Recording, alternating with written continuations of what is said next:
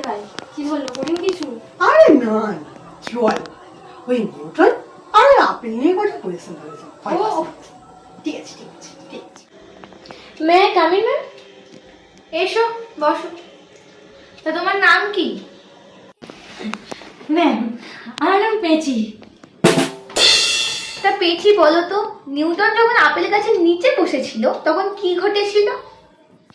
Ma'am ওটা তো খুব সোজা। নিউটনের মাথায় যখন আপেলটা পড়েছিল ও তো ওটা খেয়ে নিয়েছিল।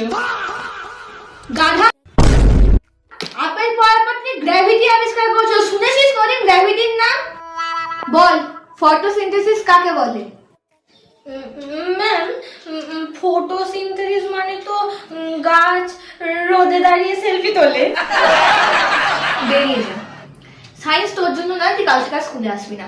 বেরো বেরো, এক্ষুনি বেরো।